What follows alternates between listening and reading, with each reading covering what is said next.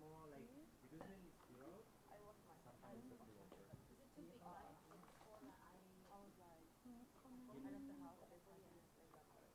Maybe Adi has like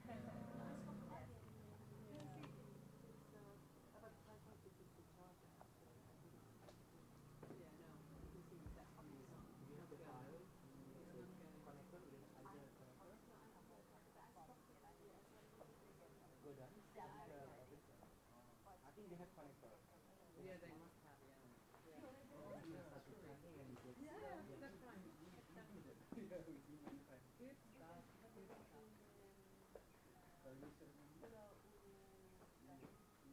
Or if we need extra pen, we have the pen there, like hand pens, or hand pen.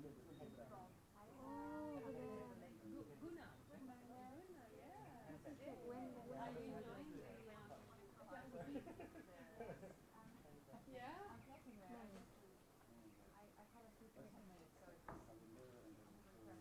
Oh wow, how nice. Beautiful. Yes, I always meet them. All my friends, yeah, love that. Oh Yes, yeah? Sana Iceland. No, no, Yeah. Sana is Yeah, I've followed them like right from the beginning. we have another one as Yeah, I well. know Pavan really well. We got to know each other a few years ago in India. And yeah, yeah, it's a long, long, interesting story, you know. They are really great. Really great. Hello, hello. Allô, allô, allô, allô. Yeah, seems to be working. That's good. Technical side is always super exciting.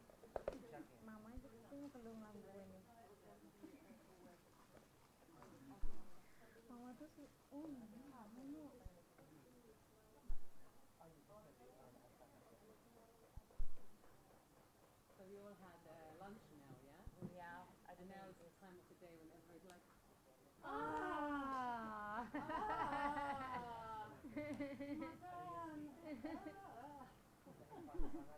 After makan. Yeah.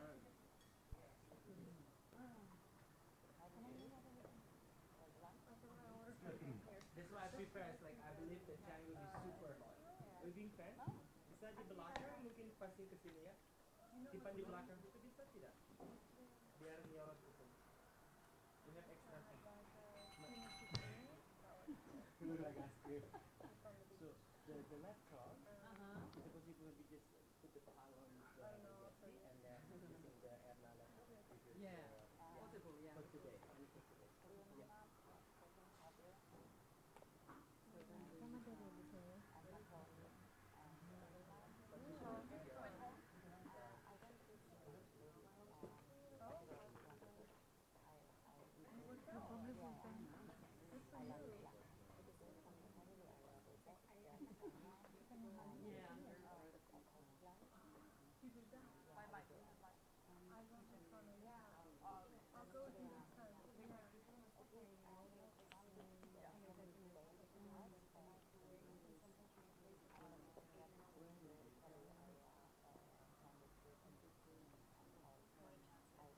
Trying to connect to Project Festival.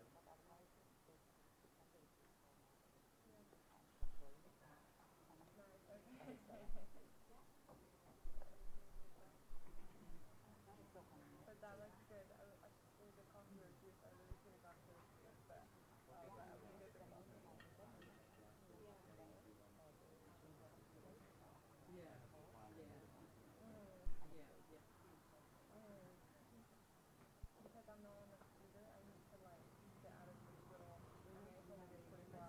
Yeah, coming. The gentleman coming. Abis, abis ini kan?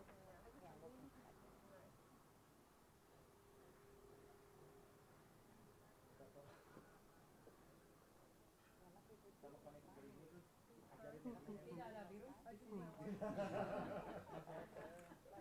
I like when you said that. Surprise!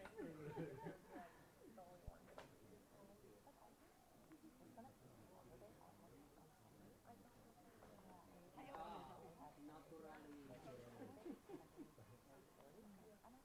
So where did we, where do I see the So you can find speaker?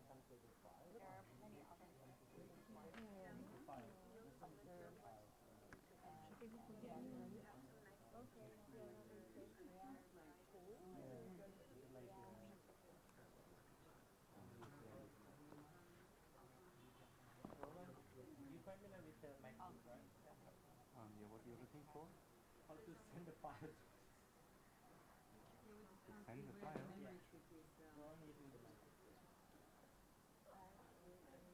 So the memory stick is in, but I can't see which way to put such So things. now I want to move the file to USB. Ah, yeah.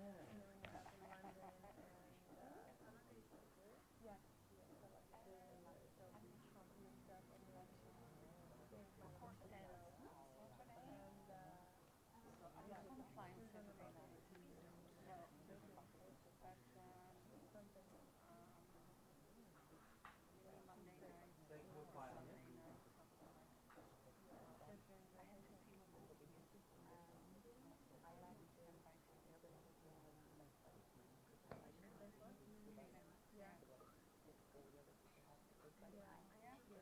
Will be ejected Maybe she, anyway. yeah. Pardon? Yeah, no, it's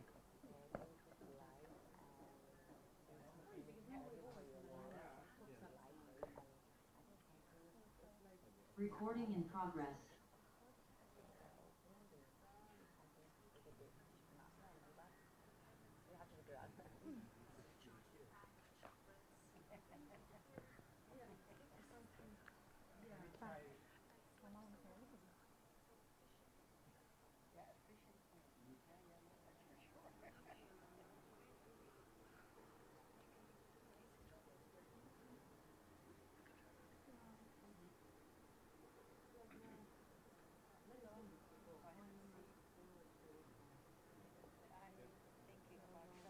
Maybe send the by email. Can you send email?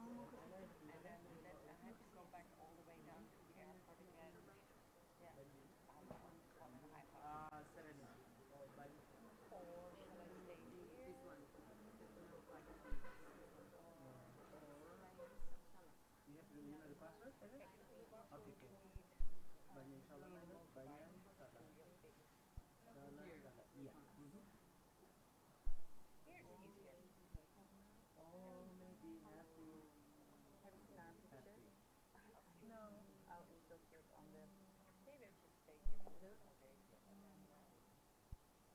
Oh, yeah.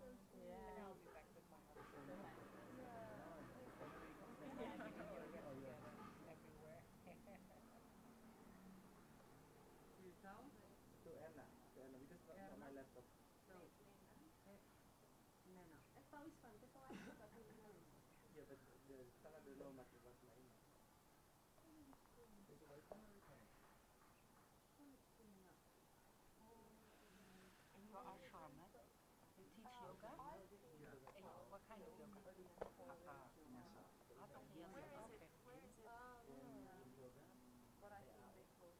Ampak Siring is close. Yeah. Jeng Kangin.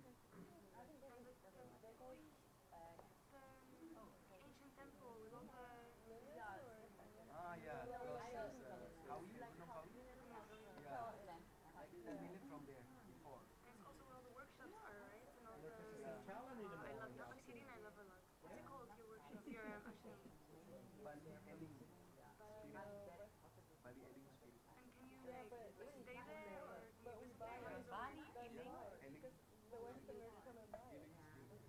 Eling Spirit. You can stay there. No, this one. Gmail Eling. one. The file. ELING, yeah. Yeah, Pasraman. That's in the Attachment definition. failed.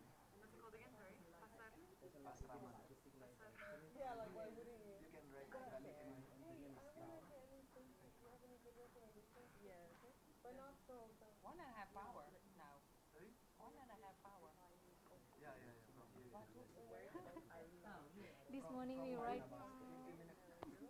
From Ubud, 20 minutes. So you come every morning?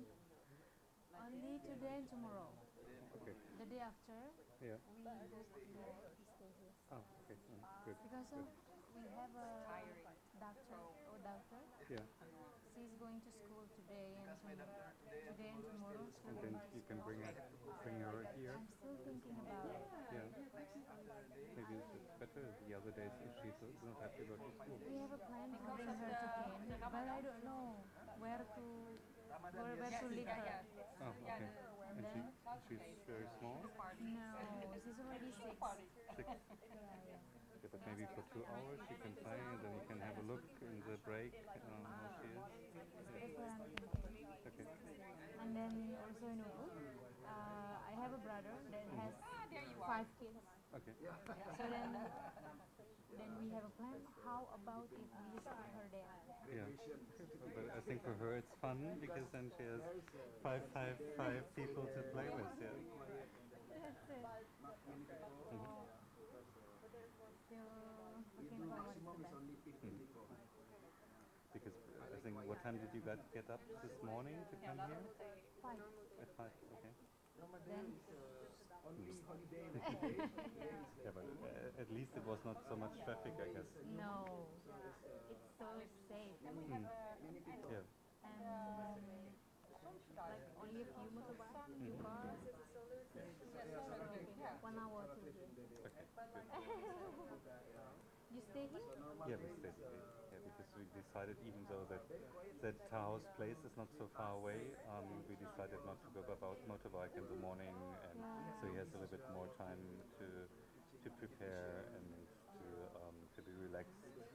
And for me, it's also it's not very relaxing to go by motorbike here in Canggu, and House place close by here? pardon? House place close by here? It's not so far away. It's maybe 5 kilometers, but you need half an hour, and it's a lot of traffic, and also all the dirt in the air. I really feel not so healthy when I'm on a motorbike. And rush, Yeah. not so good. Yeah. And I told Tao he should do next time in Ubud. That's, I think, much more energy for this.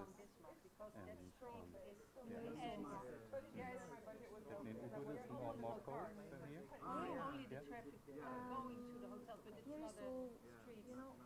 humid, Yeah. dry. Yeah. In Ubud, sometimes hot, but not as dry. Okay. Because of here is close by the beach. Yeah. So Okay. they're gonna. Yeah. I prefer also Ubud. So I hope that he good will do next experience. time in yeah. So much more green and nice Yeah. waves. It's like transit to Singapore to Malaysia.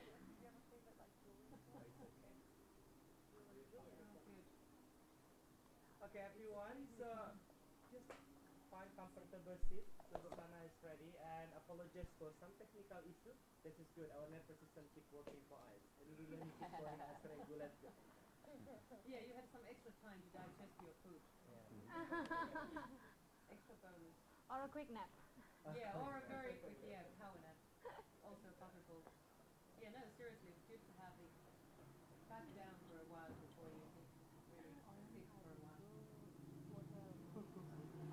I got the email, but I don't know on your laptop yet. You fine?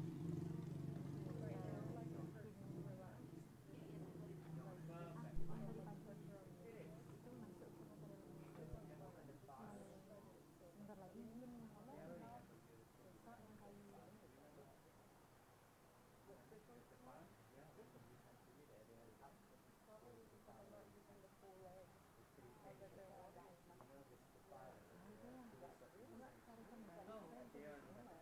Right. Okay, then they have another thing to do. I need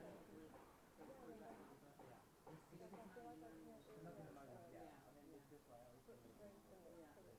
Because it's not in English. Yeah. Maybe we can ask the admin for you, Sana sana. or me only, not Shanti, Karena because dianggap using the router kan takut data for the takut data and I use my Wi-Fi to make it quicker.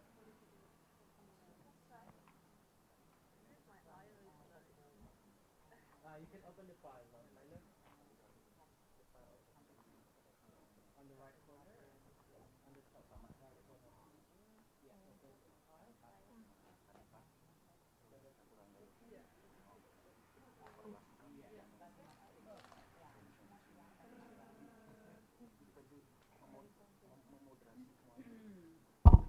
sorry.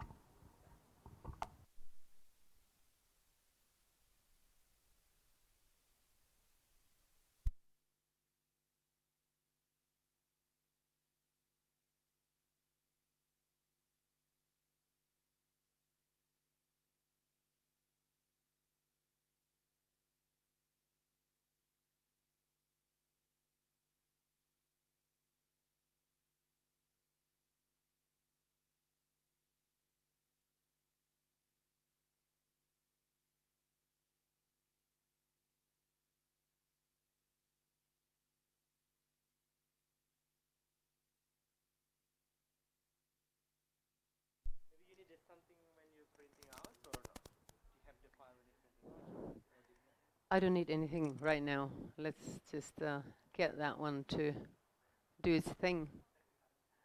All right.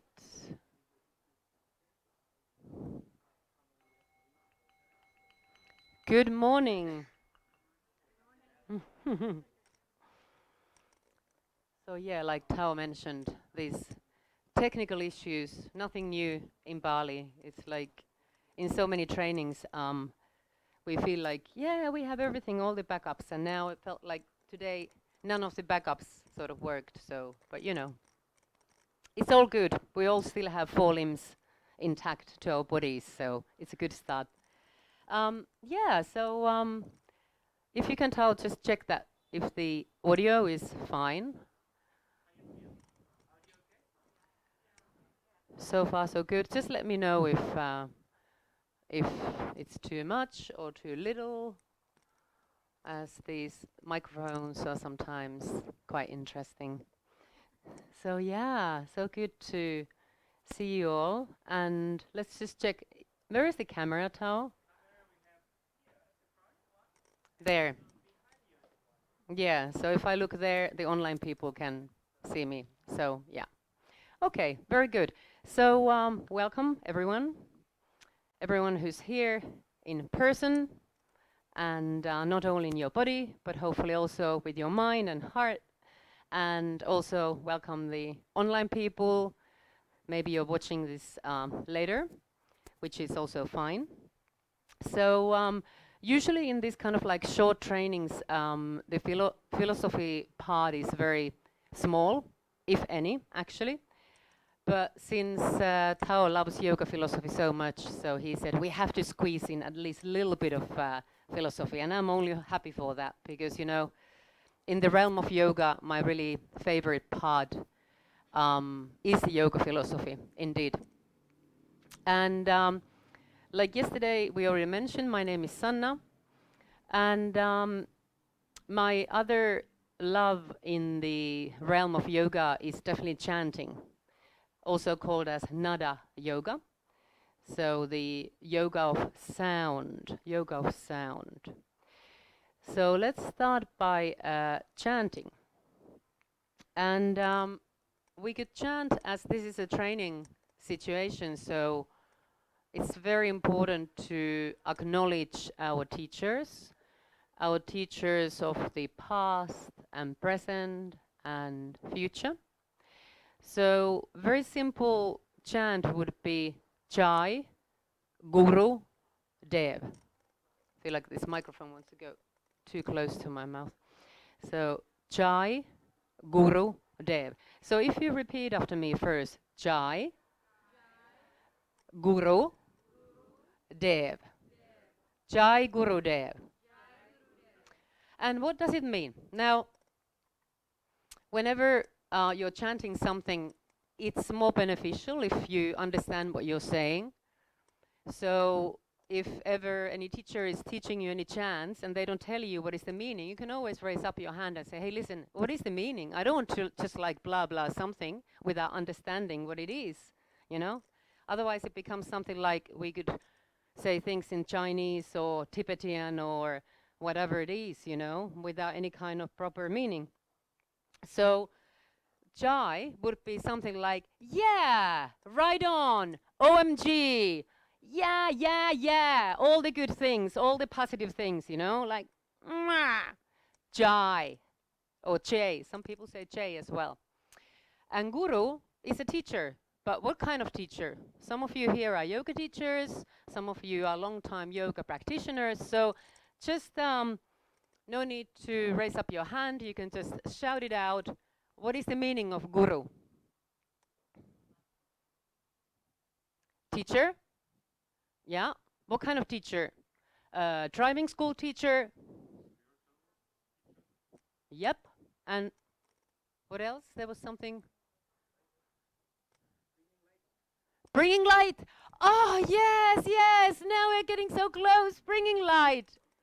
But I'm not surprised the priest is saying that. Yeah. Yeah, kind of like, you know, priests kind of like should know this. So yeah, yeah, bringing light. And I love it how you use your body as well. bringing light, like opening your heart. Ah, yeah, exactly. Love that. Love that. Keep that going, right? Keep that going. So, guru, gu, darkness, ru, light. So, a special teacher, divine, sacred teacher who literally walks us hand in hand from the darkness to the light. Now, what kind of darkness? What kind of light? Is it like from the night to the daytime, or if there's like a power cut like in Bali and there's no lights and then suddenly Guru comes and makes magic and then the electricity comes back again? Or if the pulsar has run out, the Guru goes like simsalabim, everything is light again. Is it like that? Or what kind of darkness and light we are talking about? Yeah, definitely. Yeah. Consciousness and knowing. Yeah, uh-huh. Enlightenment. Uh-huh. Yep, yep, yep. Yeah. Cheerful. Yeah.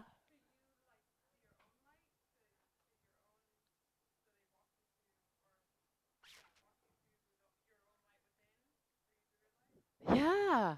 Yeah, amazing. Beautiful, beautiful answers. Everything is correct. So pretty much, helping us to come out of our ignorant mind. So coming out of the ignorance to the, like you said, consciousness, understanding, more this kind of like blissful, cheerful state. Yeah, as we all have that. And it's not about pretending that, oh, I'm so spiritual, I just paint angel wings on my back. So there's no darkness in me at all. Of course there is. Actually, Balinese people are really amazing because they acknowledge this. They, you should really talk more about this later maybe. So, when they pray and everything, they acknowledge that there is, this like lower realm, like there is a darkness, and then there is this sort of like human realm, and then there is the lightness, the higher realm. So all these are acknowledged, not like pretending that there's no darkness. Of course there is. But our job as yogis and yoginis is to kind of like, a bit like yin and yang, how to balance it out, how to live with this fact that we all have that darkness and light. And there's a lot of beauty actually in the darkness as well. We can use it, kind of like use that energy that there is in the darkness and transform it into something that is beneficial for us.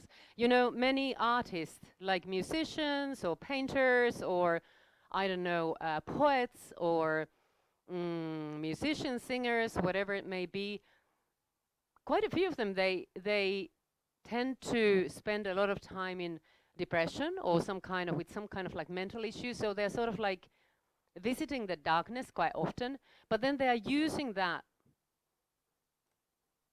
power, that energy that is there, and transform it into the art that they are doing. So yeah, it's constant dance. That's why yin and yang is quite what we have here as well, like acknowledging, the darkness and the light. Constant dance, constant woo. So ready to chant Jai Gurudev. Dev, by the way, comes from the root word deva, like divine, sacred, deva. There's also in Bali, there are people whose name is Deva. I'm so jealous. Deva, how beautiful is that? Do you have Deva in your name at all? No? Gusti. Yeah? Nice. Nice. Okay, so we do it in the traditional kirtan style, which is call and response.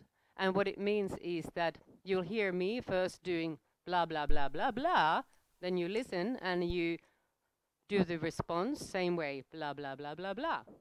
As simple as that, yeah? And is anyone new here to chanting that has never chanted? You can just put your hand up. Yep. And online people, put your hands up in the air, just like if you didn't care. Ooh. Maybe later. Okay. So have a nice seat, whatever nice seat means for you. So maybe change the position of your legs. It's always a good idea to sit on top of your bolster, so you get your hips on a higher level than your knees.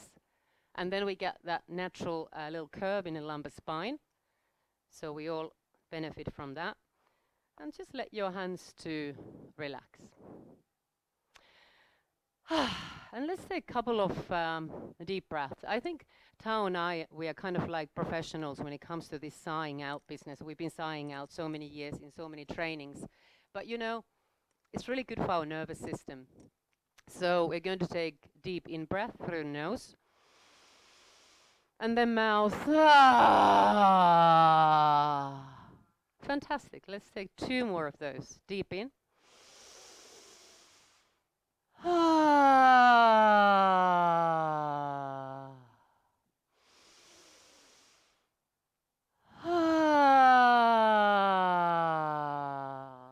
Beautiful. So you can close down the eyes. We start to open up our hearts and our voices by simply chanting the Bija mantra. Bija meaning seed, seed mantra, which is the Om. So we'll take 5 rounds of Om, and then after that we go into Jai Gurudev mantra in call and response style. But first Om 5 times.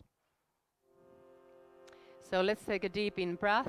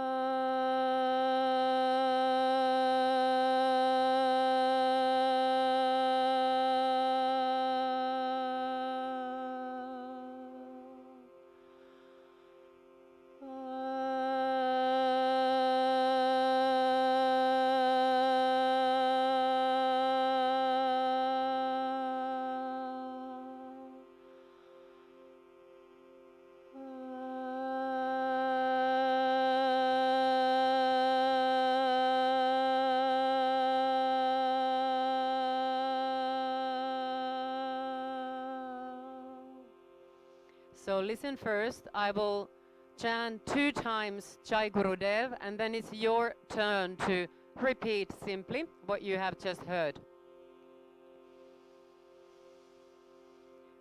Jai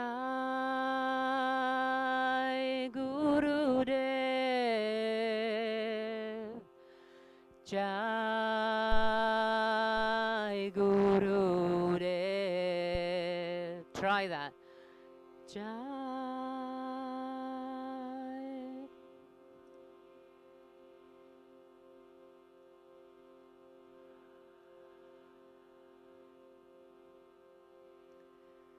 Beautiful. Listen again.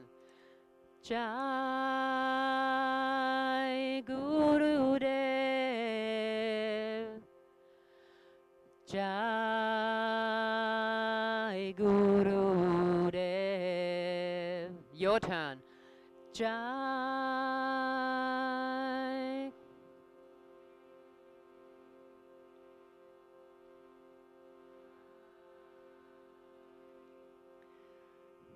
Beautiful. All together. Take a deep in breath now. And together. Jai Gurudev, Jai Gurudev. Keep it going.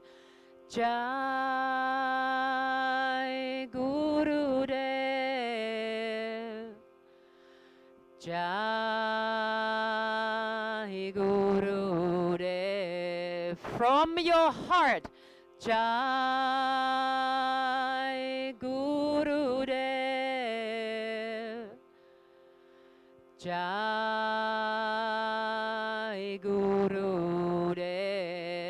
A little louder. Jai Gurudev, Jai Guru Dev. Now we change a little bit. Listen first, just a little different. Guru Dev, Guru Dev, Guru Dev, Guru Dev. Try that. Guru Dev, Guru Dev, Guru Dev, Guru Dev. Again. Guru Dev, Guru Dev, Guru Dev, Guru Dev. One more. Guru Dev, Guru Dev, Guru Dev, Guru Dev. From the beginning, take a deep in breath. Jai Guru Dev. Jai Guru Dev. Jai Guru Dev. Jai Guru Dev. Guru Dev, Guru Dev.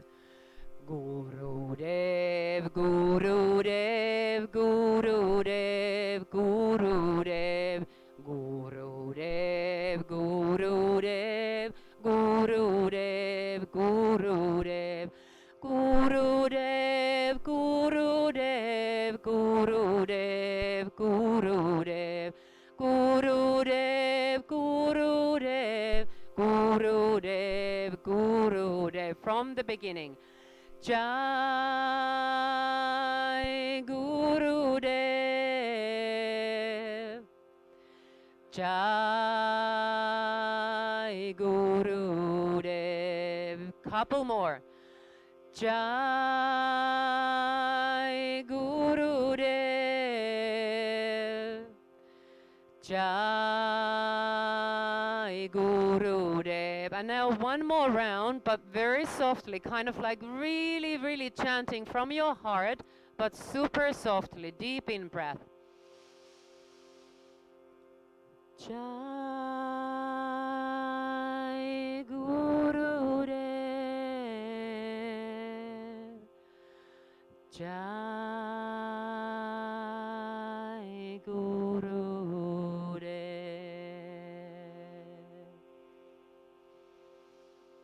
Beautiful. Let's take one deep in breath and one round of Om.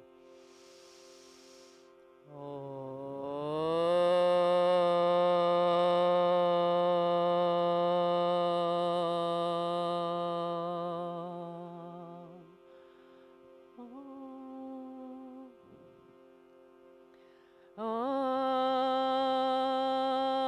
Svasti Astu Matur Suksima Matur Suksima. Please join me, Balinese mantra. Om Svasti Astu Matur Suksima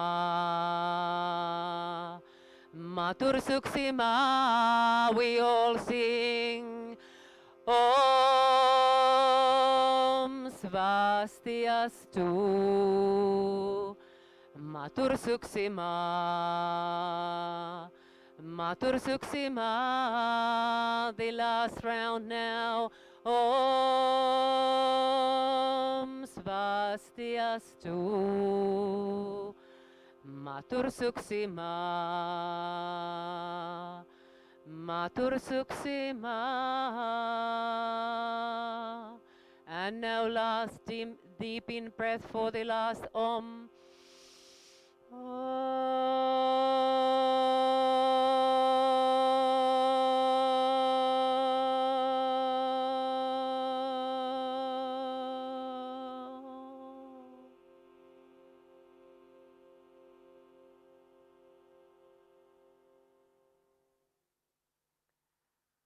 Keep your eyes softly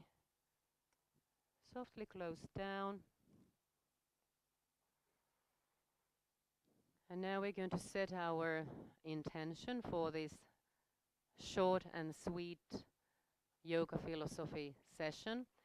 So really ask yourself honestly this one question: what do I wish to gain or get from this session? And how can I contribute to my learning?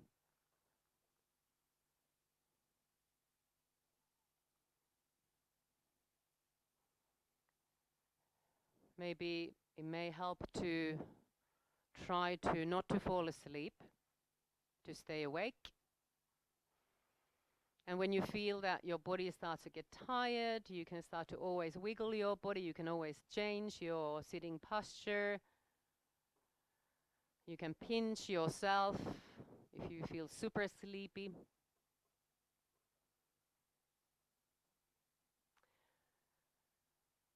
And then we seal our intention by rubbing the palms of the hands together, and then place your warm palms over your own heart.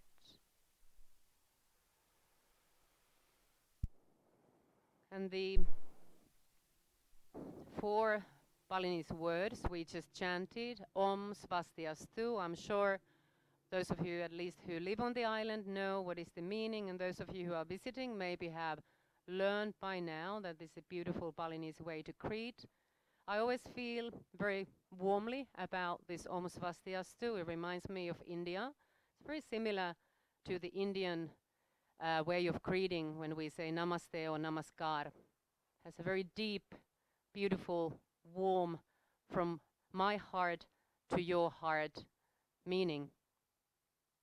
And then Matur Suksma. We are just simply thanking for everything, thanking for everyone in this room, thanking for ourselves. We made it here to this Serenity Yoga Shala. We made it to this beautiful Taos training. So we should acknowledge all our great efforts and just feel gratitude. So Om Svastiastu Matur Suksma. Beautiful. Let's start to blink the eyes open. We wake up again and release the hands. So our technical people, how do you feel about this thing? Is it going to work or is it stuck? Yeah? Okay. It's not the end of the world. I mean, I feel like people sometimes stay awake better when they have some nice picture to look at. But we don't have to have the pictures. I can show them to you later in the next session as well. So let's not get too caught up with this kind of like first world issues, you know, like these worldly issues. So let's chat instead. So I have a question for you. How old is yoga? How old is yoga? So we can just shout out different ideas, how you feel about it. 5,000, 2,000, 4,000, 8,000. There's thousands going on, different thousands. Yeah, it's kind of like, actually, whatever you're going to say is correct. Even if some of you were to say yoga is less than 100 years old, would be correct. Now, why? Why do you feel it's so? Why all these answers would be correct? Absolutely, always evolving, yep. And any other ideas that comes?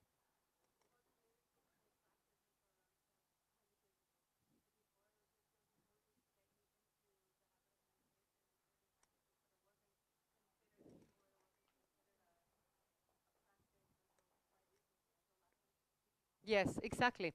So it really depends how we define yoga. Like, what is yoga for us? Because, you know, thousands of years ago, there is some evidence that already like more than 5,000 years ago, in places like, you know, the ancient Indian civilization by the Indus Valley, Indus River, and also another place in Egypt, they found, you know, in the ancient Egyptian civilizations, they found different evidences that yoga kind of like did exist already. So in India, by the Indus River, it's exactly the point which these days would be officially now Pakistan, but used to be still India. So they found something called the Pashupati seals. But they found them only really late in time, you know. They found them only when India was ruled by the British. So when the British were digging the railways, they started to find these stone plates. And the stone plates had these carvings, shapes of humans and animals. So they were quite shamanic. So they sort of like felt like that probably quite shamanic practices were happening thousands and thousands of years ago when there was the Indus River civilization. So this was about 3000 before the Common Era. So before the Common Era, 3000 plus 2000, so over 5000 years ago. And the images they saw, there was a lot of this type of thing happening, seated postures, a lot of like this, and then bunch of animals around the people. So they felt like, that looks like yoga. So probably the really early yoga, whatever name we want to give it, maybe it wasn't even called yoga at the time. Maybe they had completely different name, or maybe there wasn't any name. It was just so natural practice that they didn't need to label it, stamp it with anything special. So it was just something that everybody did every day, you know, without giving too much thought for it, because it was a natural way of being. So it was definitely, well, not definitely, but the more and more the researchers were looking into it, so they started to feel like, yeah, these probably were more like meditative practices, like you also mentioned. So it definitely wasn't that type of yoga as we understand it in our modern day world. So it wasn't all this business like inhale, arms up, exhale, forward fold, inhale, half lift, exhale, plank, and so on and so forth. So it wasn't this dynamic vinyasa yang style of practice. So especially as this is a yin training, I find it really fascinating to think that probably the more like yin style of practice is the one that is the more ancient practice when it comes to physical yoga. So actually the postures were held over a longer period of time. So it's all about to be able to sit still for an extended period. And that demands a pretty healthy body, we all know. We all know. It's super demanding to sit for a longer period of time just with your spine lengthening, you know, without starting to feel aches and pains here and there. We all know that because we all are humans, obviously. Hopefully we all are humans, not humanoids or something. So they were actually pretty advanced yogis to my mind those days. Then things started to shift, especially when the British were in India. You know, they wanted more sort of like exercise style. So they started to introduce this kind of like more fitness aspect to the practices. And it was more in the around 1950s when the yoga as we know of it today, when it really started to look like what it still can look like today. Has anyone heard of Krishnamacharya?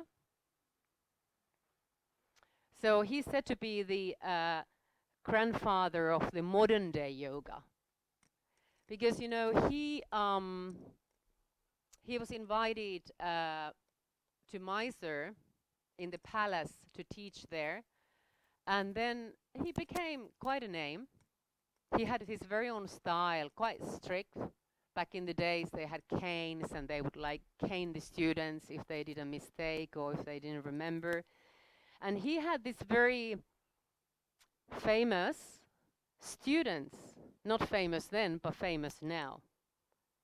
Pattabhi Jois. Anyone heard of Pattabhi Jois? Yeah, and he's famous for what? Yes, Ashtanga Vinyasa Yoga. So Pattabhi Jois was Krishnamacharya's big name student, and then later on in life, when they departed, they went different ways. So Pattabhi Jois created his own style, which he called Ashtanga Vinyasa Yoga, which was based on Krishnamacharya's teachings. Another famous student Krishnamacharya had at the same time as Pattabhi Jois, there in the 50s, Mr. Iyengar. And we know Iyengar for what? Iyengar Yoga, yeah. Kind of like logical, huh? And what do we know about Iyengar Yoga?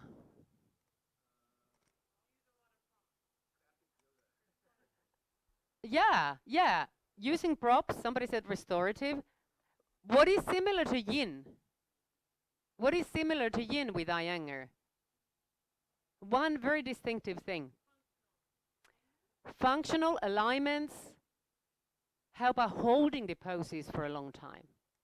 You know, when Mr. Iyengar wrote his book, Light on Yoga, he actually says in the book, when he goes through different asanas, he says like this, that one should hold these poses as long as you can. As long as you can, not like 1, 2, 3, 4, 5. Completely opposite to Ashtanga Vinyasa Yoga, where those of you who have practiced that, we count up till 5. You know, you hold each pose for 5 deep inhales and exhales. So it feels like that Mr. Iyengar was kind of like maybe the very first person who sort of, I mean, after, now we are not talking about 5,000 years ago, but more like closer to our time, so in the 1900s. So maybe he was one of those first dudes who was kind of like doing some kind of very early version of yin yoga. Maybe. Because the style how he was teaching was very close to yin.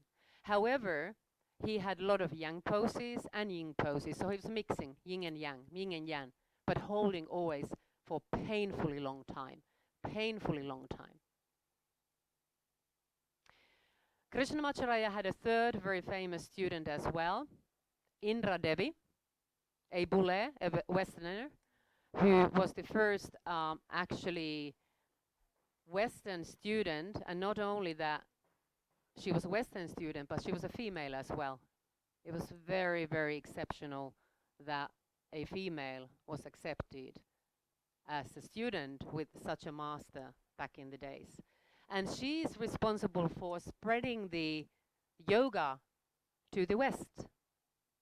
So she was a European, she had a very mixed background, she had a bit of everything, like real multikulti, as they would say in Germany, multicultural.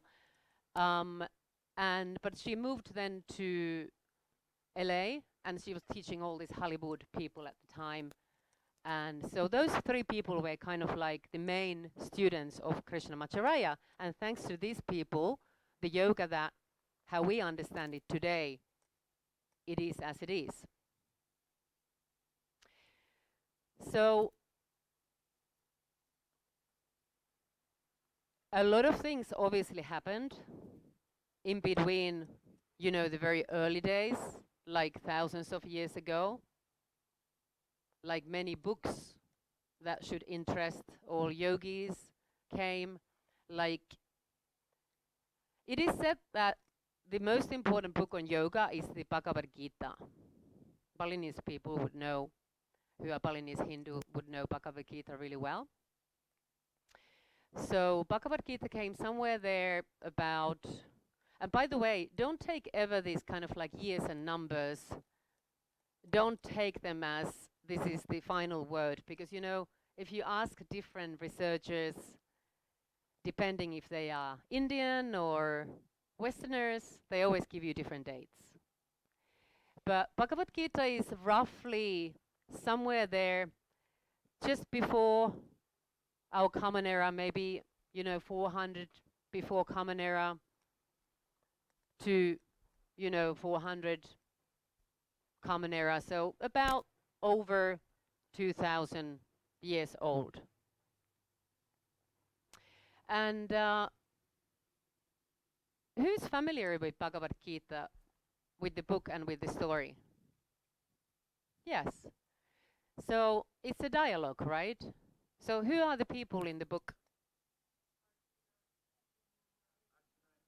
Yeah, Arjuna and Krishna. So Arjuna is what? A warrior. And who is Krishna? Yes, but he is not first the God. I mean, he doesn't reveal himself as God straight away in the book. So he's playing different roles. So he's playing like Arjuna's friend. Yeah. Charioteer. So he's driving the chariot. Yeah. So he's like in Bali, we have a lot of taxi drivers, right? He's like the taxi driver of the time, except he has 5 horses and the chariot. Yeah, taxi, taxi, taxi, taxi, transport, transport. Yeah, transport, gratis. So he was the gratis transport dude. And also he was the old childhood friend of Arjuna. And then as the book continues, then later on in the book, Krishna reveals that, hey, by the way, actually, I am also something else, but it comes through Arjuna's own realization. So he gets this OMG moment, this OMG, and then the light bulb goes. You actually are the Supreme Lord. You are so much more than taxi driver or my old friend or mentor. You actually are the Godhead, Lord Krishna, Govinda, Gopal, Vasudev, Bhagavate, so many names for the loved one. But the word yoga is mentioned more than 100 times in the Bhagavad Gita. More than 100 times. But what kind of yoga Krishna is teaching Arjuna in the book? Is it vinyasa, power, Jivamukti? What kind of yoga? Huh? Yes, getting closer, meditation, yeah, for sure. Karma yoga, yeah. Bhakti yoga. Jnana yoga. See. Yeah, Samkhya. Yeah, exactly. So he's teaching these different paths of yoga. So karma yoga is the yoga of action, doing good for the sake of doing good, not for the sake of what do I get back? If I do XYZ, do I get XYZ back? Not like that. No, just doing good because we want to do good. Seva, service, seva. And then jnana, the yoga of knowledge. The yoga of knowledge, which in our time and age would mean as simply something like starting to get a little bit more interested of the important books in the field of yoga. So sometimes rather than watching Netflix or reading some rubbish news, again, another war somewhere on our planet, so we could spend maybe 5 minutes every day and reading some more meaningful text, like maybe a little chapter from Bhagavad Gita, or another important book for every yogi is the Patanjali's Yoga Sutras. Patanjali's Yoga Sutras. So the teachings are a little bit in line, actually. There's a lot of similarities in Patanjali's Yoga Sutras and in Bhagavad Gita. It's this about this ethical living, doing good, not doing bad. And then, so karma yoga, jnana yoga, bhakti yoga. What is bhakti yoga? Devotion, yeah. And how can you easiest way actually practice bhakti yoga? Yeah, that would be the easiest and maybe the sweetest. Yeah, kirtan. And then kind of like living in such a way that starting to realize that we all are godly like, but now, attenzione, it does not mean that we all are gods. That would be awful to think so. If we all were gods, because there are some schools of thoughts that they say that, oh, it's okay, we don't need to like do any work, we don't need to like be living into anything because we all are God already. The work has been done. Okay, give me the proof. If you are the God, so you should be able to do things that are not things that humans can do, right? I mean, obviously we are not gods. But what Bhagavad Gita is teaching us is that we all have the little essence, little droplet of that Param Atma. Like we have the bigger pool of consciousness, and we all are important little droplets.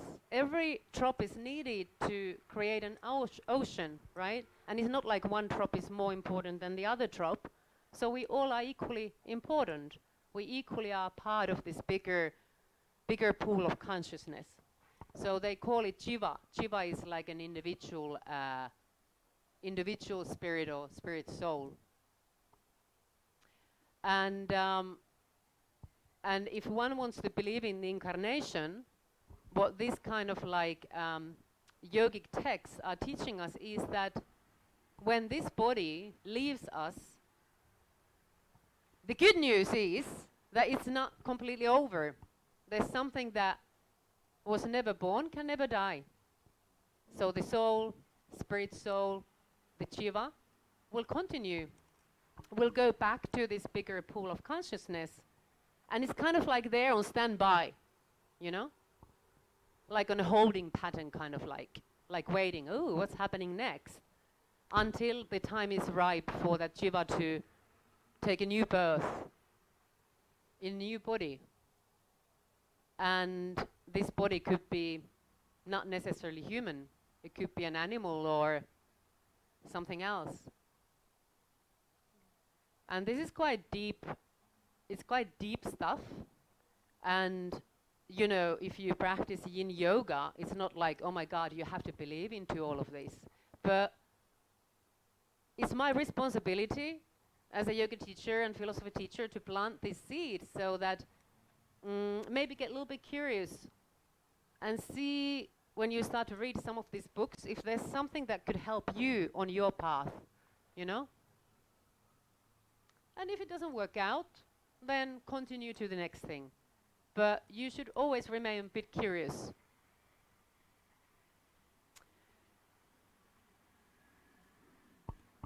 Yes, we could really have a big workshop about Bhagavad Gita. There's so many fantastic teachings. Some of the key messages are indeed what Krishna says to Arjuna is that you should do your labor without expecting any fruits back from your actions. It's a very noble, very humble way of thinking. Because, you know, I know, for example, when I go to work, I'm kind of like expecting to be paid, you know, to get salary. There is already automatically the expectation, right? But, you know, we have to understand that we gotta live as well. We need money to buy food, to pay for the rent, whatever bills we have. But we can introduce more seva in our lives. Like Tao is really good example. He's been doing so much seva in our trainings in another studio. Like, I remember many years ago, he hardly got any paid, you know? He didn't hardly got any like proper payment. But he was doing it out of the love for yoga and out of wanting to help the others. Tao. Woo! Tao, Tao, Tao. Yeah. So, yoga teachers have a good, very good possibility when it comes to doing seva, So, you know, you can offer sometimes maybe a class for free for someone who doesn't have the financial situation really going so well. Um, and then, you know, we can help so many ways. There's so many ways. So if you really, everyone has a little bit individual like life situation, so you can just maybe take it from this class today as your very free flowing homework and write in your diary like, how could I do just a little bit more seva in my life? How can I help? What there is that I could do a little more without expecting something back to myself. Like in temples, they often cook the most delicious food, and the devotees are so amazing bunch of people. Like I just went to one of the Christian temples the other day here in Bali, near the Korean school, and you know when I was driving there, my dress, I had this long Indian dress, it got ripped from the bottom. So I didn't realize. I was walking around in the temple all happy, la la la. And then one devotee came, Ibu, Ibu, sorry, Ibu, your dress, it's broken from the back. And she was like covering me quickly with this big towel. And then I put my hand on my bum, and I felt like it had ripped like this much, exactly where my bum crack is. I was like, OMG, this is so embarrassing. I was like, oh, what to do? And she said, oh, no problem, no problem. Come. We just give you something. We just give you something. And she gave me this really beautiful dress to wear. And she said, you can just leave it then when you leave. So, or maybe bring it back some other day, whatever. So helpful. So anyways, at the end, when I was leaving, I was like, this dress really, I really like this dress. I wonder if I could buy it because I felt bad. I was sweating and everything. I didn't want to, you know, return this sweaty dress. So I felt like it's better if I actually buy it. So I said to the lady, can I just buy this dress? And she was like, oh, no, just leave it here. I said, no, but it's all sweaty and everything. So can I really, I'm really happy to pay some money for you, whatever price you feel is correct. And she had real trouble accepting any money. I said, listen, if you don't want to have it for yourself, think about Krishna, think about this temple. You can buy so much more nasi, so much more rice, you know, for this temple, whatever it is. So take it for the temple. And then she accepted it. She was so much in this seva mode that she was like, no, just take that. I don't want to have any money. Just take it. It's ole ole. It's a gift. So this is just one little example of the mode of seva that we can just give. We can just give, you know? We can just give and not be so stingy always. And giving is not about whether we are rich or poor. I actually have noticed that the poorest countries are usually the most generous. And the richest countries are the most stingy. I think in places like India, where I've been so many times, I actually can't even count anymore, I've met one of the most generous people. They always like, come to my house, I cook for you. And we're like, oh my God, you know, there's hardly any floor, you know, there's like, in the little shacks where they live, there's just like some dirt floor, and they hardly have anything themselves, and then they are so happy to serve the guest, because you know the Indian Hindus, they believe that the guest is king, has to be treated like the best, whatever you know you can give the best. God, guest is God. Yeah, absolutely. Or right next to God. For sure. Balinese may be a little bit similar, huh? Or sometimes, yeah, it depends. Depends a bit, yeah. Yeah, so that's your homework. How can you implement more seva? Just come into your ragdoll.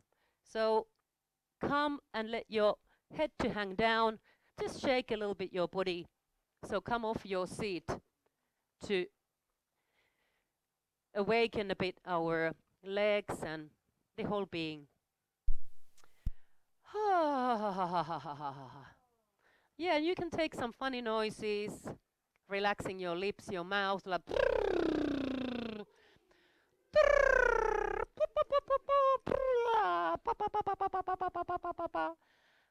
ay, ay, ay, ay.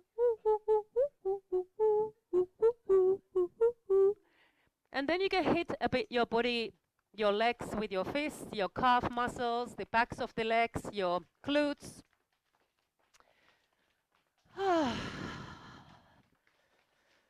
Ay, ay, ay, ay, ay, ay, ay.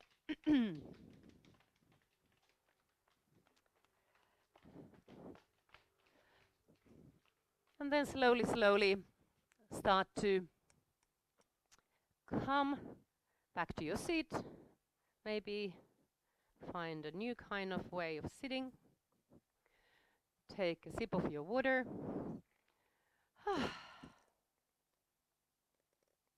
It's a very nice room, by the way, this room. Very nice. Okay. So, Shtiram Sukham Asanam. This is from the Patanjali's Yoga Sutra. Anyone heard of Shtiram Sukham Asanam? Just asana. Well noticed. Yeah, something rings the bell. Oh, asana. Yeah, I've heard of that. Yeah. Yeah. Yeah, exactly. Strong, solid, balanced. Yeah, like a firm base. And Sukham?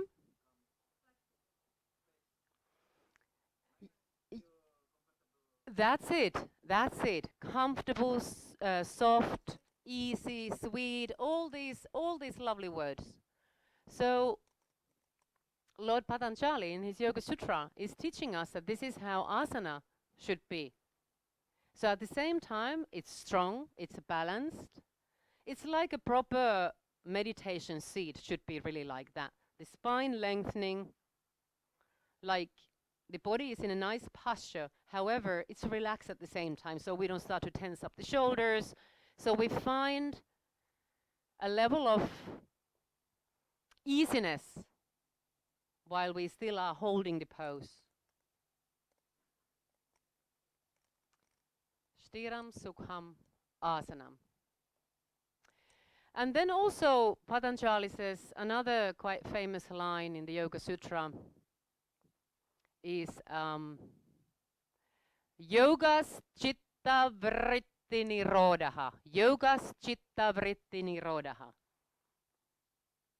Anyone feels like, oh, I might have heard that? Yeah. You want to shout it out loud and clear? Yes. Yoga Vritti Chitta Nirodha. It means like yoga is a fluctuation of the mind. I think so.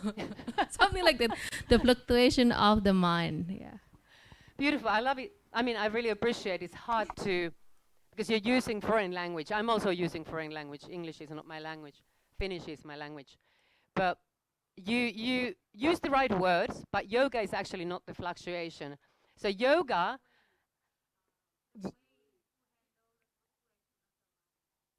yes, sweetheart. Exactly. So yoga has the power, enables us to stop the vrittis. Vrittis are the in here, right? The traffic jam, the Canggu shortcut. Right? Yeah. In Ubud also. In Ubud also. Toot, toot, toot, toot. Toot, toot. Hati, hati. All right. So, yeah, yoga enables us to stop nirodha, to stop the fluctuations of those vrittis. Those mental afflictions, we call them nicely in English, mental afflictions. So yoga can be very powerful. So Lord Patanjali is reminding us of the real meaning of yoga. It's not to become super flexible and have open hips. But you know what? It's handy. It can be useful to have open hips because it helps you to sit longer in that meditation posture and have maybe less lower back aches and this and that. So it's maybe helpful to have a healthy body, not a bad idea. And it's not the goal of yoga. It is not the goal of yoga. So if you really want to know the deeper meaning of yoga, we start to go more towards the meditation when we start to be able to have less of this craziness happening here. And you know what? Even people like the Buddha, even after his enlightenment, he still had the vrittis going on. But what is the difference when the Buddha got enlightened? What is the difference? As he was a human, he wasn't a god. So what is the difference? Yes! Beautiful. Yeah, let's use the mic so that the online people can later on hear as well. Yeah, the reaction of the problem, the vritti. Yeah, nice. Oh, I love this group. They're so beautiful. This is like interactive. Interactive. Thank you for that. So totally. So Buddha learned that, okay, I don't need to be so reactive every single time. I can just... So somebody like Buddha would just notice, okay, I feel anger arising. I'm just breathing.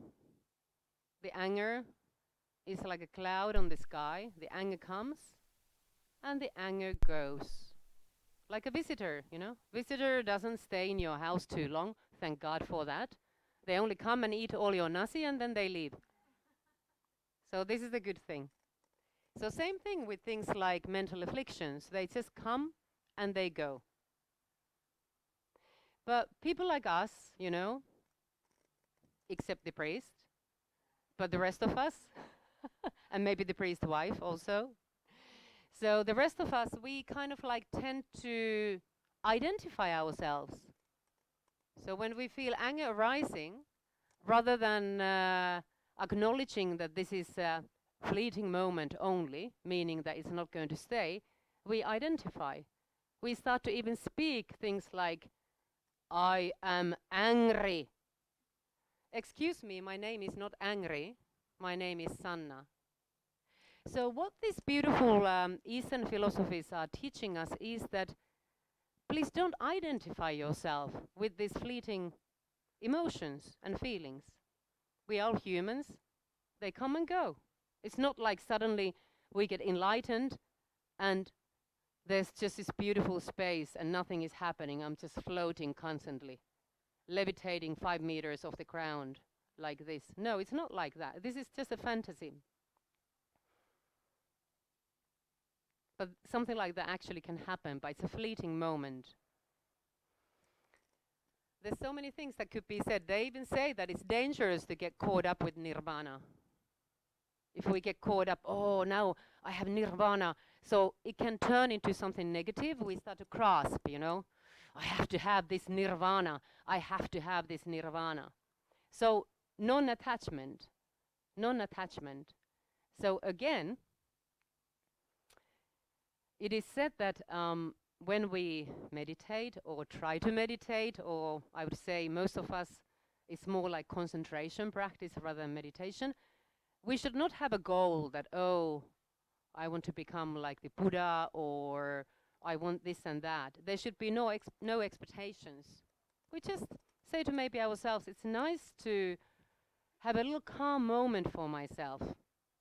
It's good for my mental health, just to slow things down simply. As simple as that. Because our life is hectic enough, even on this island of God, the traffic. Even here,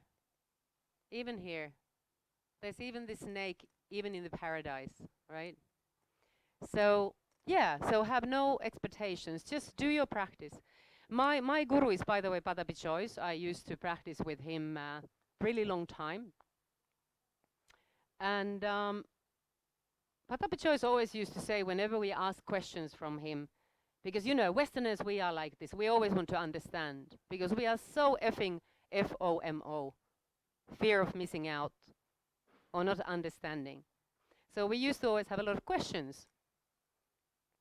Oh, Guruji, why this and that? Oh, Guruji, when will I get Pincha Mayurasan? Oh, Guruji, when can I get Kapotasan? When I get, you know, always asking when this asana, when that asana. Like, who cares? But when you're 20-something, you know, that's all you're thinking about. Asana this and asana that. It's okay. It's part of the process. Nothing wrong with that. But then it's a little bit worrying if you get stuck to that sort of level, that kind of thinking, you know? You have to go through that process. It's fine. But then you get a little older and hopefully tiny bit wiser as well. And you can let go of the asana. Yeah, the asana is still happening, but it's not like the numero uno anymore in our lives, you know? There's something deeper in the practice. So when we used to ask him various questions, or Guruji this and that, he pretty much gave the same answer always, more or less. He had set of answers, like maybe 3 or 4 lines max, and then he would choose. He probably would like do a draw. Okay, which one of my 4 answers I will give today? Okay, I'll do this one. So then he would say something like,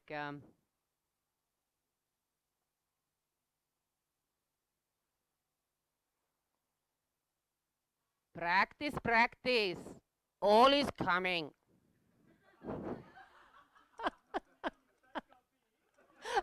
Yeah. And you know what? Those of you who feel like, ooh, I'm a yogi, I cannot drink coffee, I can't do this, I can't that. Who the hell is telling you that you can't do those things? You can drink coffee if you want, if it's good for you. It's not suitable for everyone. You know what was Guruji's secret? He said, no coffee, no prana. So, because he started to teach like really early in the morning, he was practicing like 3 a.m. and then the first students came like 4:30, you know, 5 a.m. So of course he needed his little dose of coffee, right? Of course. But you know, everything like the right amount, not like, I know in the Nordics, like in Finland, Sweden, Norway, we drink like so much coffee. Oh my God, I don't know, Iceland is the same, like this bryggkaffe. Oh my gosh, like liters, especially office people, they drink like liters of coffee literally every day. I mean, you don't need to be an Einstein to understand that it's not good for you if you drink that much. But little bit of coffee, the right amount of coffee, nadas problemas. Totally fine. Totally fine. Yeah. Recording in progress. Ooh, are you?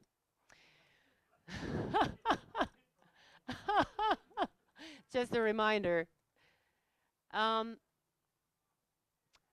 one more thing Guruji used to say when too many questions. So he used to say things like,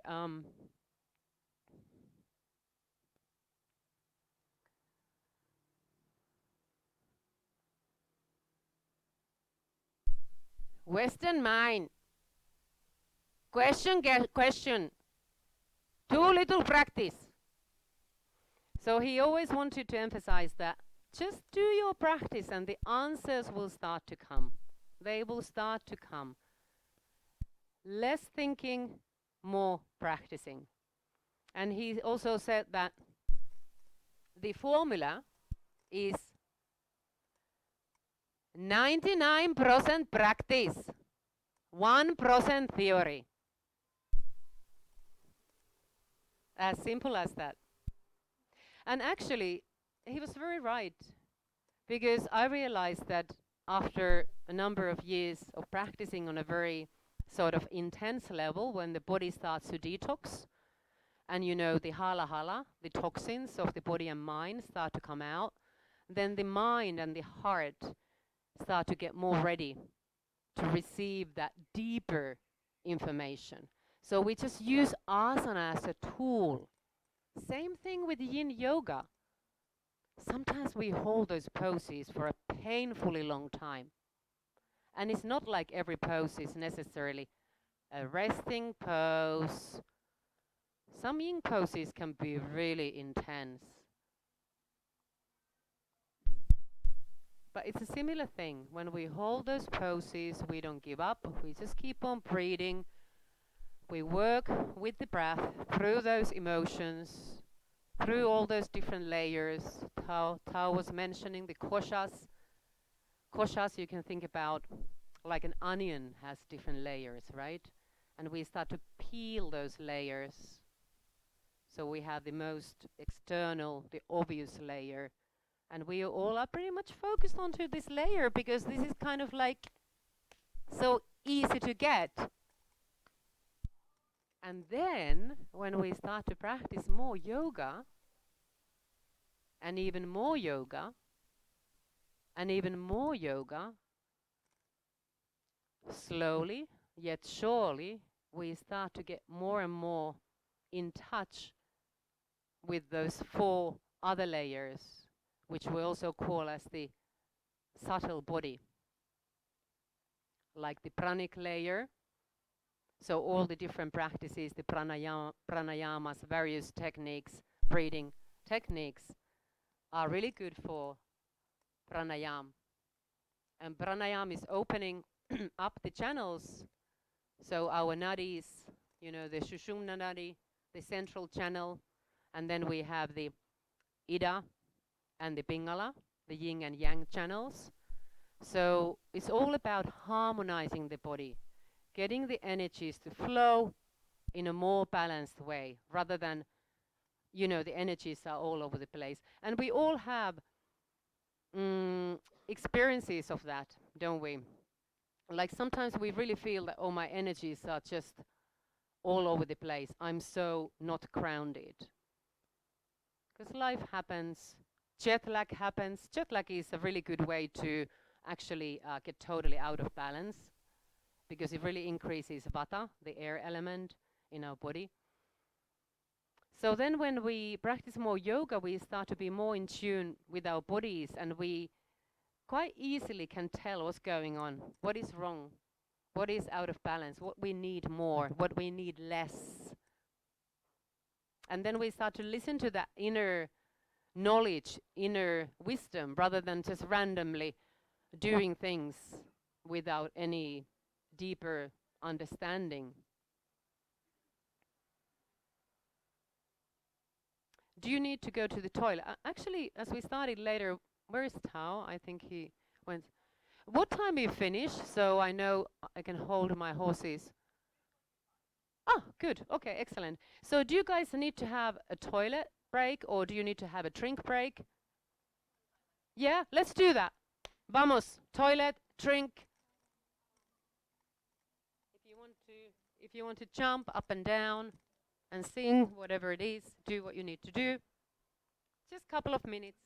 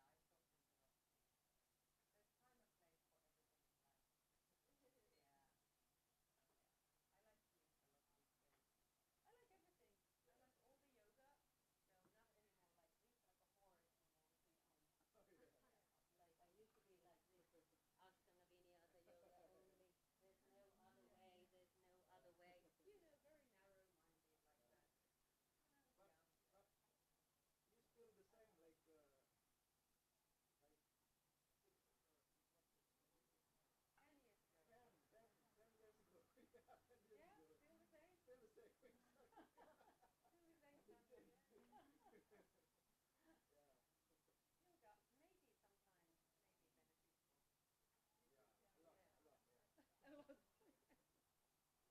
we have everyone here? Yeah. Now we have. Okay. Thank you for coming back. Thank you for not jumping through the window in the toilet. So being brave and coming back, that's fabulous.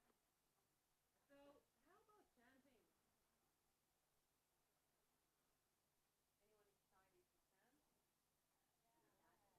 Yeah.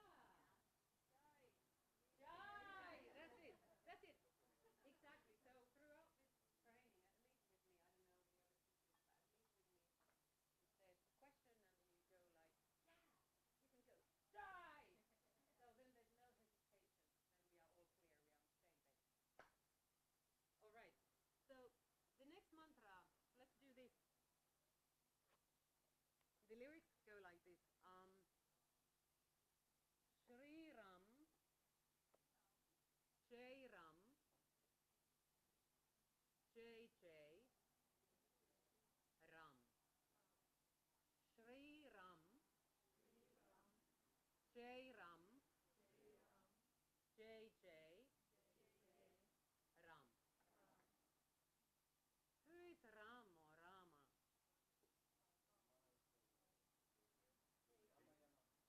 King, yeah. Yeah. Yeah. Yeah, absolutely. Yeah, absolutely. Yeah. From the Ramayana story.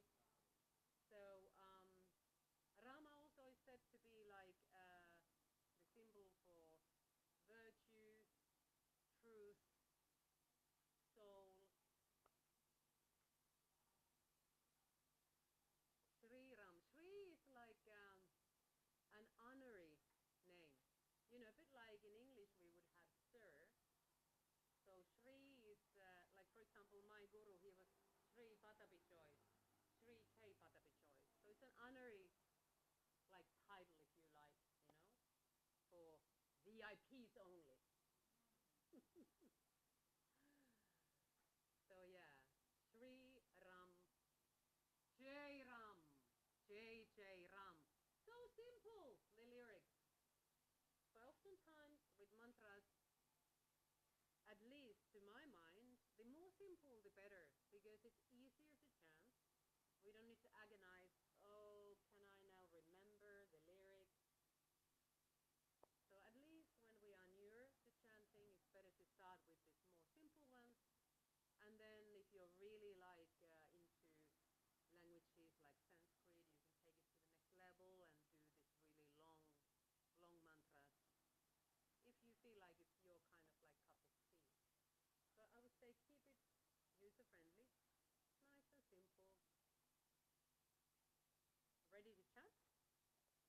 Alrighty. So take your serious chanting posture, like looking very small.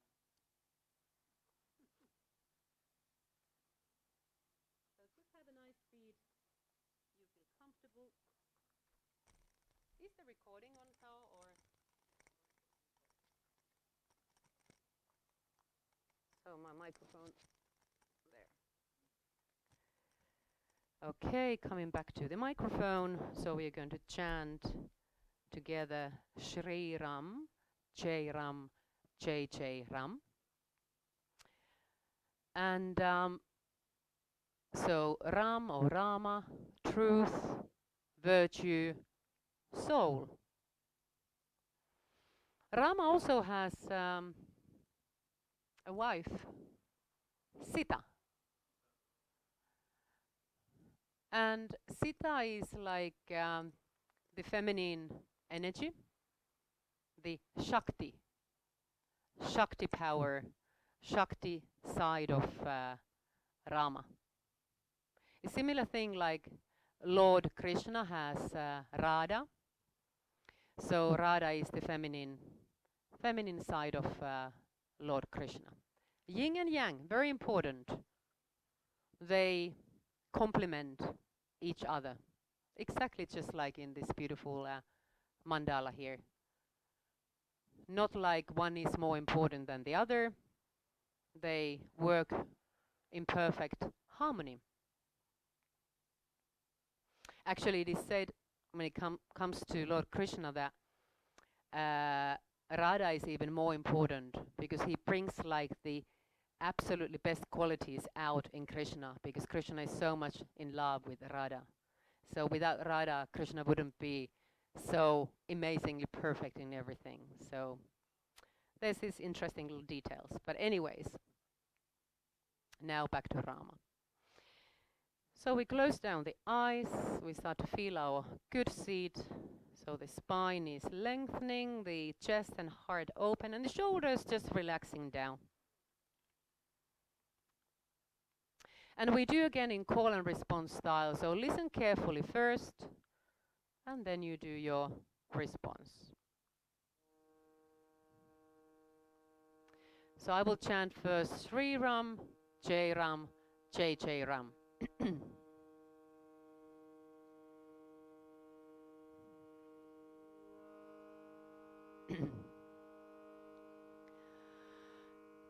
Shri Ram, Jai Ram, Jai Jai Ram. Try that. Shri Ram, Jai Ram, Jai Jai Ram. Shri Ram, Jai Ram, Jai Jai Ram. Again. Shri Ram.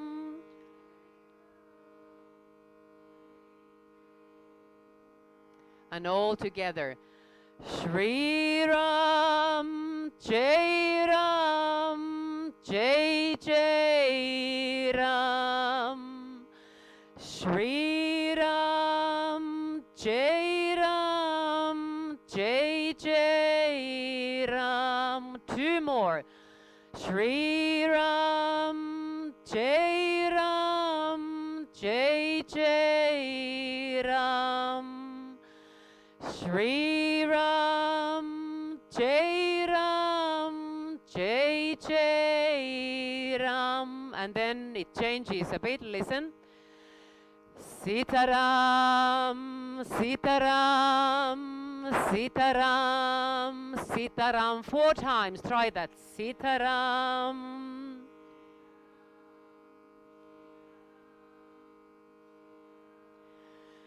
Sitaram, Sitaram, Sitaram, Sitaram.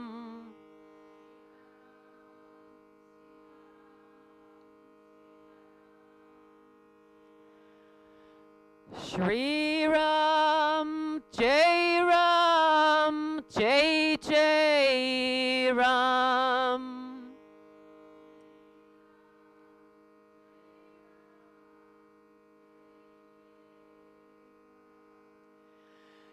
Shri Ram, Jai Ram, Jai Jai Ram.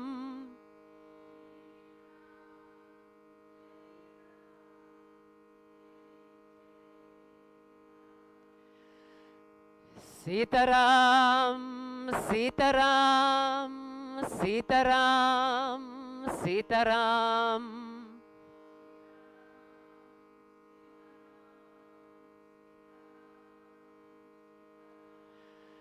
Sitaram, Sitaram, Sitaram, Sitaram.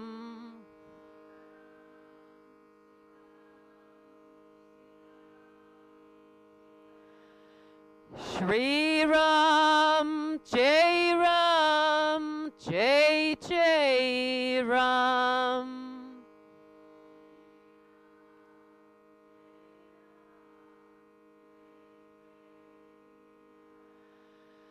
Shri Ram, Jai Ram, Jai Jai Ram.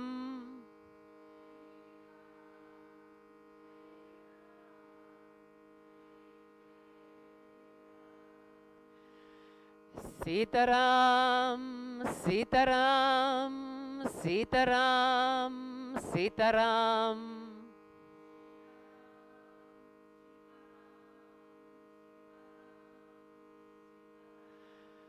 Sitaram, Sitaram, Sitaram, Sitaram.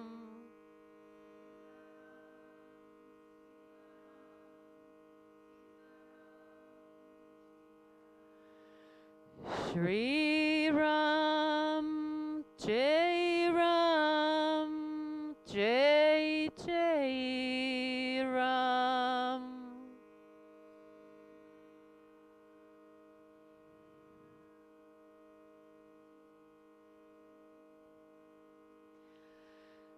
Shri Ram, Jai Ram, Jai Jai Ram. Nice and soft.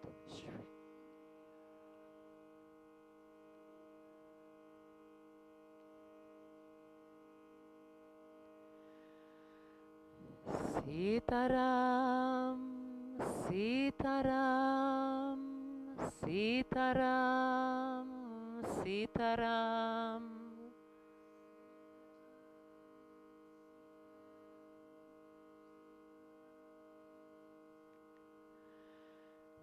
Sitaram, Sitaram, Sitaram, Sitaram. Last time. Sitaram.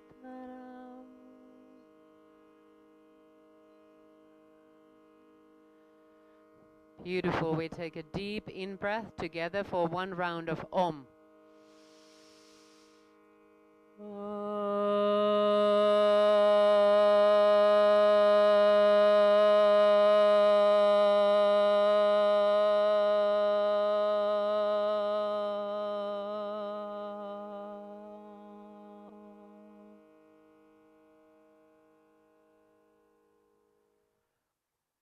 Jai Sitaram, Jai Hanuman, Jai Jai Jai.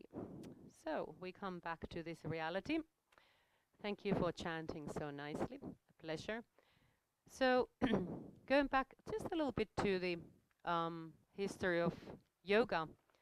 So since it's a yin training, I wanted to mention a little bit more about the yin part. So when kind of like the yin part officially, or the yin focused yoga, came into the picture, so we talked already about kind of like the older times, you know, like Iyengar being maybe someone who had a bit more yin style, as he emphasized the importance of staying longer in the poses. And also even earlier than that, thousands of years ago, if we were looking at those Pashupati seals, you know, the poses held, they look pretty still, pretty meditative. Also, similar thing happened actually, I wanted to mention about the ancient Egypt. What they found was that in the pyramids, they found carvings on the inside walls. And there also, similar thing like in India, they found these interesting shapes, images of humans doing different postures that look like something to us like yoga.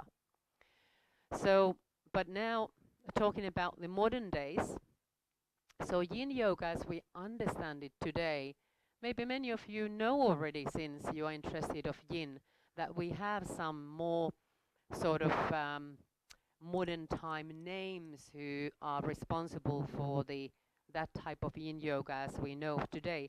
So in the 1900s, and more so in the late 1900s, somewhere there in the 70s and 80s, there were two names you might have heard. Paul Crilly. Paul Crilly, anyone? Yeah, Paul Crilly, woo! Or Sarah Powers. Sarah Powers. Yeah, these two. So Paul Crilly, it's quite interesting actually. He has this kind of like a Taoist background. He was studying with a man called Pauli Zink. Pauli Zink. And Pauli Zink was a Taoist practitioner, and he was teaching asanas and movement that was not called yin or anything like that at all. They didn't really properly use even the word yoga. It was more like Taoist monastic practices. And Paul Crilly, so he was the student of this Paul Zink, and Paul Zink was combining sort of yang and yin type of practices. And Paul Crilly, especially, he resonated really well with the long-held, more yin style of practices and poses. So he felt like, how about if there was a class where we only focus onto these long-held poses rather than mixing and matching the yin and yang. So Paul Crilly got the idea from the Paul Zink's classes. So he kind of like developed his own style where he only was teaching the yin postures, the long-held postures. And then Sarah Powers, in her turn, she was a student of Paul Crilly.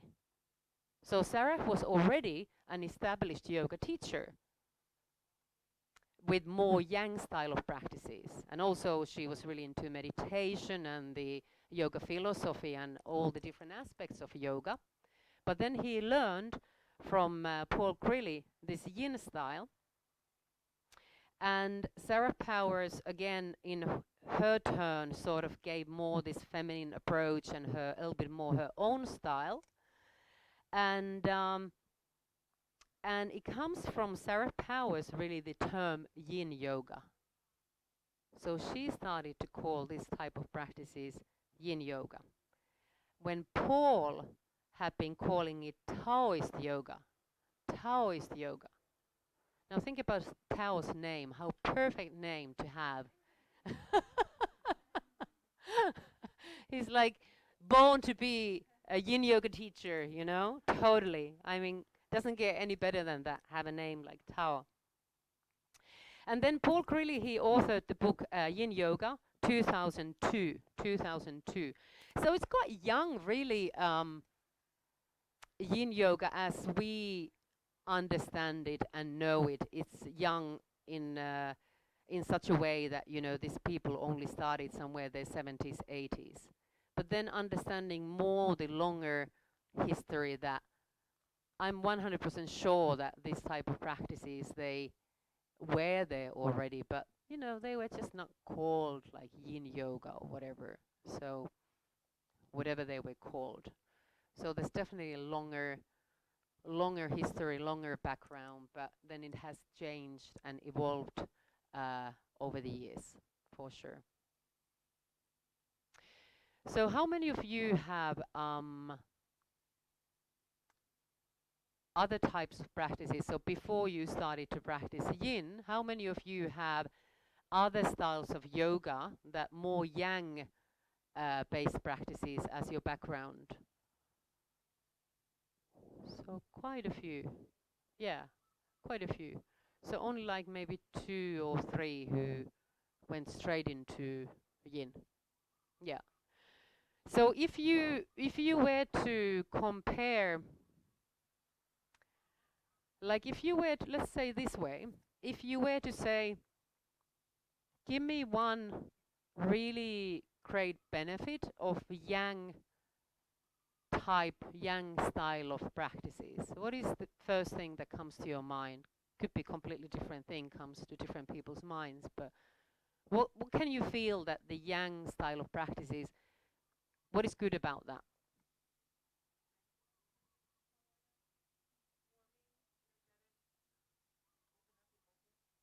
Yeah. Yeah, absolutely. All these things are totally correct. Yeah, building up the stamina, maybe the inner fire, like, yeah. Did you say something, darling? Yeah. I heard like fast. Yeah. Yes. Thank you for saying that, because that's like, I would say, one of the main differences, like the very obvious difference, but we don't always think about that. So yeah, fast paced. And some of the vinyasa style, so many different vinyasa styles, because all started from Ashtanga Vinyasa Yoga. That was the first like vinyasa practice, if you like, as we know.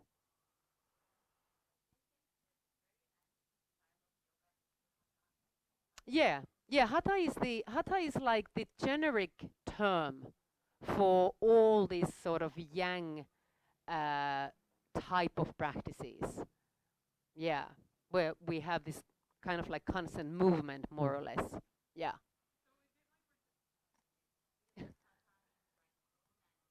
Yep. Yeah.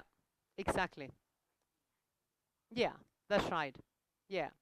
So hatha is the generic name for the yang practices. Yeah. Yeah, Catalina.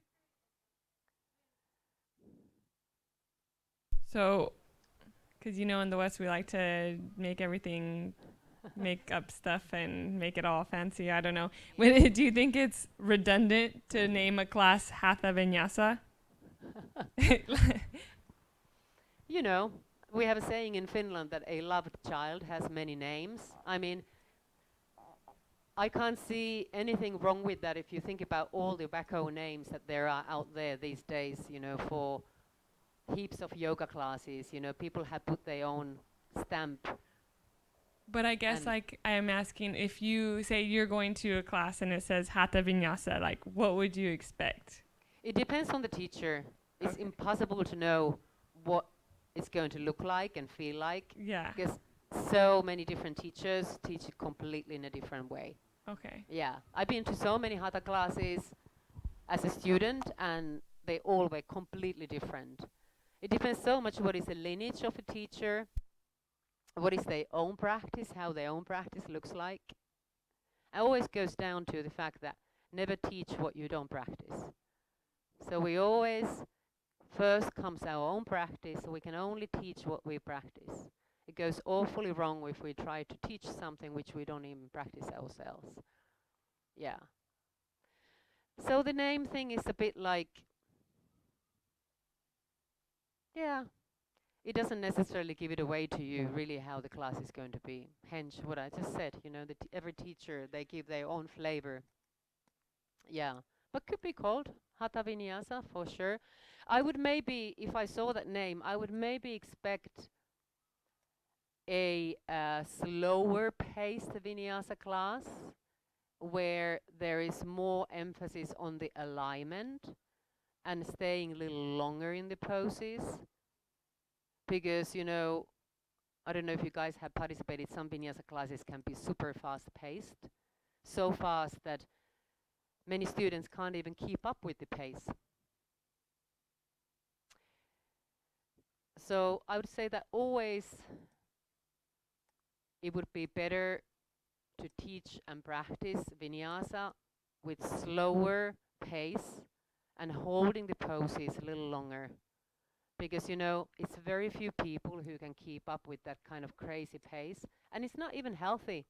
We don't have enough time to have a correct alignment, and there's higher risk for an injury when we are like rushing from A to B and B to C and C to D.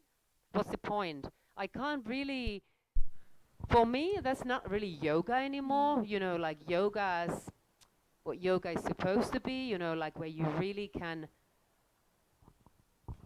kind of like lose yourself, lose all this mind stuff and be fully in the moment. Finding that right kind of balance. Ashtanga Vinyasa Yoga is quite good in such sense that as there is this strict count of 5. So the students know that, okay, once I land into this pose, I can hold it for 5 breaths. And during those 5 breaths, I have maybe just enough time to take my little alignments and really breathe and feel into the pose. So I can either choose to deepen with each breath, or I can choose just to stay in the first variation and just keep on breathing there. So it's actually quite intelligent practice. People also get injured there because the tendency with Ashtanga Vinyasa Yoga is that a lot of people come there and they feel like it's a very athletic, and it is quite athletic form of yoga. So people who can do that quite well, sometimes it takes over the ego, kind of like we go on an ego trip, and that's when we start to go like, yeah, when can I get the next pose, and when can I get the next pose, and there's a level of some kind of impatience there, you know. I know that. I can say that because I've been there myself. I did that trip too. I was like, yeah, you know, I'm strong. I can do everything. And yeah. Let's just, you know, fly through this first series, second series, third series, la la la la la la la. Keep on going like a fast train. So, and actually, it's harder to do vinyasa class, which is a little bit slower paced. So it's more demanding to hold the poses longer. Then we really have to start to work the muscles. If we go really fast, we kind of like only visit the poses. We don't really have a chance to even feel the poses properly. Plus the risk of injury is higher. Can be fun though, sometimes, to do like super fast. But then I would say that it's better to do it when already your fitness level is quite high and you know what the hell you're doing, you know? Not to throw some beginner into a really fast-paced vinyasa class. Yeah. So yeah, Hatha Vinyasa, I would expect a slower-paced vinyasa class where you're still moving with the breath, but there's a little longer time in each pose. Yep.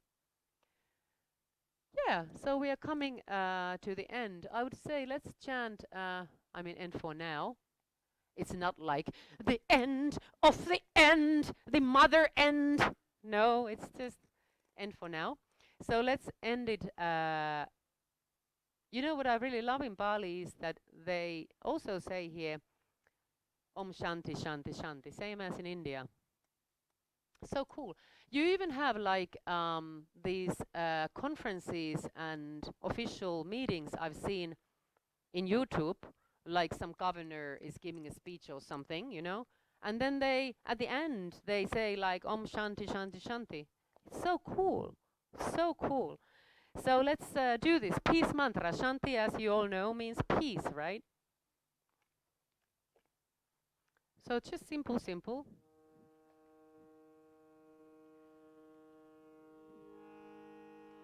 So just one time Om and then 3 times Shanti, yeah? Let's close down the eyes. Nice long spine. Deep in breath.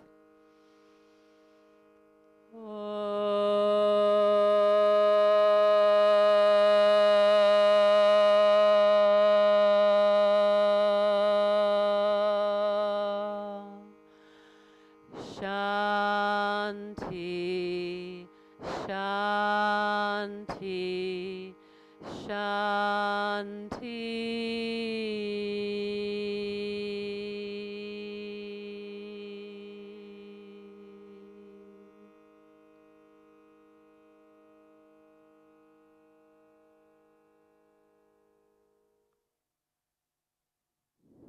And let's bring our palms of the hands together. Let's give a little soft bow to ourselves and to everyone in this room and also in the online. Om Shanti, Shanti, Shanti, peace, peace, peace. Thank you everyone. Matur Suksma, terima kasih. Sampai jumpa nanti. See you later, alligator. So, what is happening now? What is in the schedule?